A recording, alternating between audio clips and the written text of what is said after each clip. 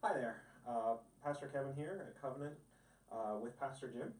We have a future focus workshop coming up where we'll be talking about the plans that have been made and the conversations that have been happening and receive input. But I wanted to give Pastor Jim a chance to answer some of the questions that I've heard come up to really understand what's going to be happening and how people will respond, how people can respond to what they hear.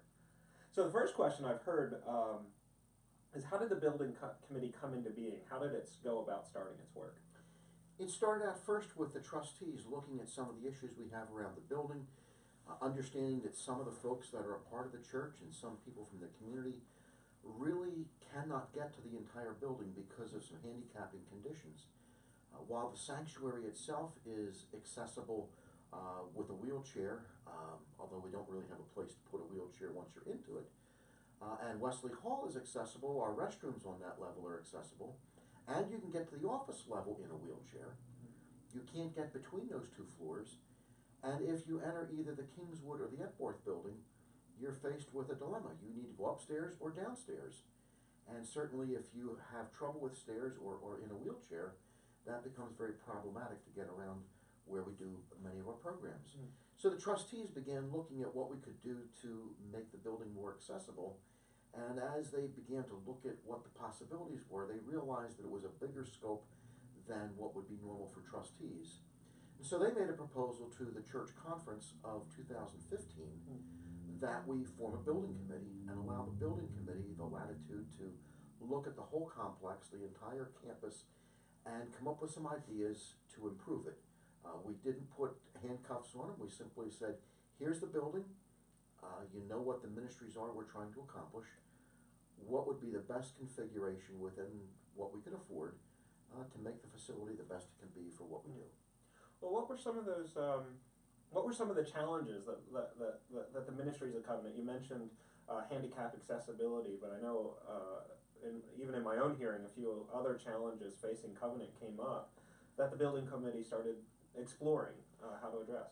One of the first things that really began to come to our attention was that the Epworth building, which is a state-of-the-art facility, but the state-of-the-art's 1957, it has some hidden little restrooms that allow teachers in the nursery school to keep an eye on the classroom and make sure that the students that are just really in the early stages of potty training to have their needs attended to.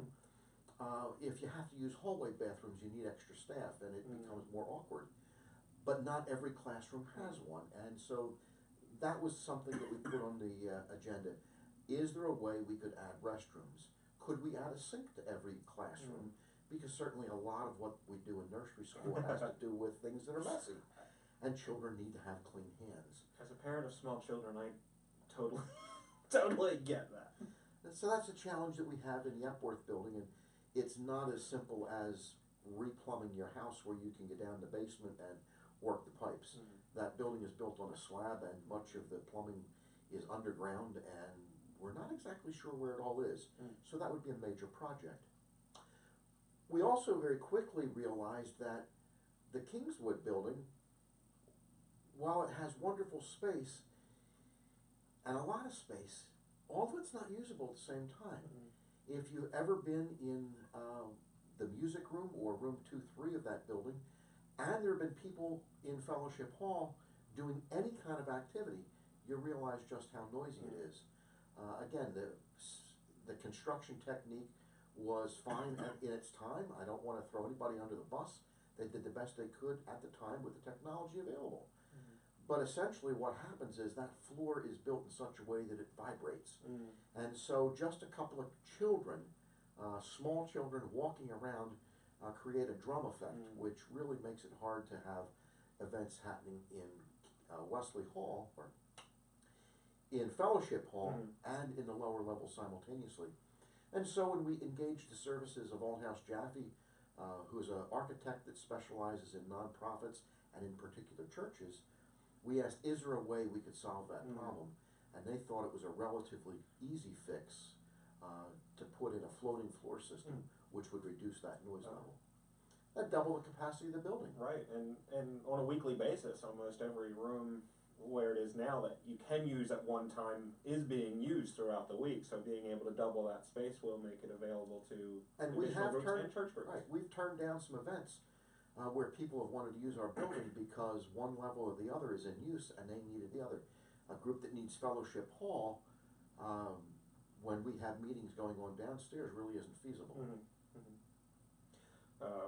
The square dancers. The club sachet comes to, if two small children walking across the floor creates a drum effect, I can only imagine what a group of square dancers could sound like on the bottom floor. Now, we do at times have the square dancers and Narcotics Anonymous in the building simultaneously. Because of the anonymous nature of Narcotics Anonymous, they sort of deal with it. They're grateful to have the space, but it is not ideal. It is not as conducive to the conversation they need to have as it should be. Right, right. So there's accessibility. There's the sound issue. There's Epworth plumbing. Was there anything else? I mean, the other big issue that has always been in the background, but we've never really known quite how to address it, is our parking situation. Years ago, our parking lot was semi-adequate in an era where there were large families, lots of kids, and big cars. A family would think nothing of piling 3 or 4 kids into the back seat, mom and dad in the front, maybe somebody in between them, and bringing a whole carload of a family to worship. Unfortunately, or it's just a change of society, that nowadays people are not as willing to pile into one big car, and in fact, many people are driving small cars that wouldn't accommodate that many people. What we found is that each car represents, on average, about 2 people in the sanctuary. Our current parking lot will accommodate only 50 cars, which really pretty much tops out our attendance at 100 before we find it necessary to use on-street parking. Most people are aware that the streets in Springfield are not as wide as normal streets. Parking cars on both sides and allowing cars to pass in the middle is really not possible.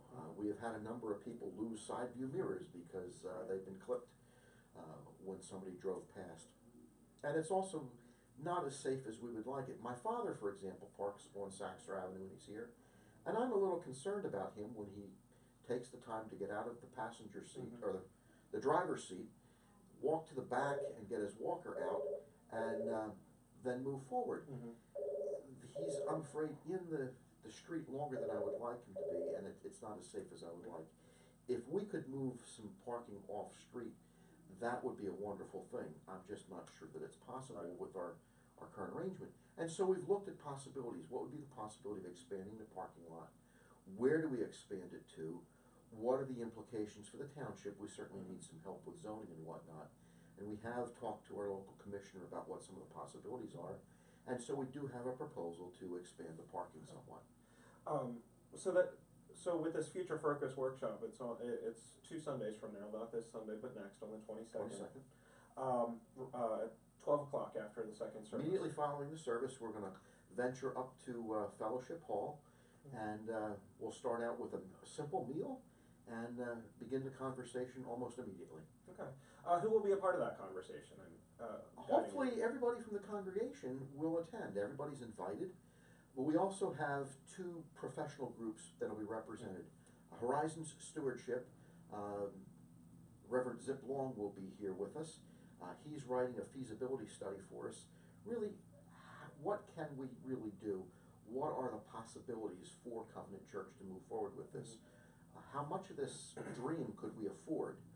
And then the other person that will be here is representing Althouse Jaffe, Jack Althouse, who is the principal architect. He can help explain some of the things we've discussed. He can give us a quick overview of what's possible given our current construction and what's not possible. So we'll have representatives of both groups here. Okay, great. One of the questions is if the building committee has been working on this since 2015 and been looking at all of these issues and things like that. I imagine they'll be bringing their solutions or what they think we should do to this meeting. Does that mean everybody is kind of just listening to what the building committee thinks we should do, or will there be time for input from the rest of the congregation as they go about, even including, hey, we think this is an issue that you didn't even consider kind of stuff? I mean, that really is the point of the Future Focus Mm. workshop. We want input from the congregation. The whole project has kind of morphed and changed as we have considered all the issues, and so we really do want as many people from the congregation to be involved, because we know that the building committee has some good ideas, Mm. but we may not have thought of the best. right. We've brought in experts to look at what the possibilities are. There may be other ideas out there that would solve problems and help move us forward that we haven't even dreamed of. And so, at this point, what we have asked our architect to do is give us some rough sketches, rough ideas of what's possible. Mhm. But we have not asked for detailed building plans, because Right. we're not to that point. Mhm. We need the congregation's input before we finalize anything. So the conversation that we have will be vital. Okay, that's great. I know a few people asked about that, and we want to make sure that everybody knows that their input matters, that what they bring to the table, literally at that table and around that conversation, isn't just, it's not just paying lip service to that, No. but giving a people a real chance to. This is a real workshop. It's not a presentation of a done deal. Right. Nothing is set in stone. Okay, that's really good to hear. I know a lot of people want to know what the building committee has been working on, but they also want a chance to give feedback and, Yeah. and give other ideas, and that the building committee may not have thought of, like you said. So that's really good. Is there again? It's on January 22nd at 12 o'clock, following the second worship service. So anybody at the first worship service will come back, and that's okay, or definitely be a part of that, because we want as many people as possible. Right. Is there anything else you want to add that I didn't ask about that you might want to throw out there? There have been a lot of discussion. One of the things we have thought about, and again, nothing is set in stone, putting an elevator in between the Epworth building between Kingswood and the sanctuary, because if we put it in that location, we could service both buildings. But we're also looking at potentially cutting a new doorway in at the other end, so that at least the first floor of the Kingswood building would be accessible from the parking lot without a wheelchair and without going all the way to where the Okay. new elevator potentially could be. Okay. Great. So there's a lot of possibilities. Again, nothing set in stone. We need to have that input, and hopefully we can perfect a plan that will help advance the mission and ministry of Covenant Church and help us to continue to change lives with Jesus. Great. Well, thank you for your time. I've certainly enjoyed the conversation, and I hope anybody who's watching this appreciates some of the information that they're getting here that they may not have gotten through the letter that was sent out, or the invitations, or even our announcements during worship. This is a great opportunity to go in a little more depth about what people should expect on Sunday. So appreciate your time. Thank you.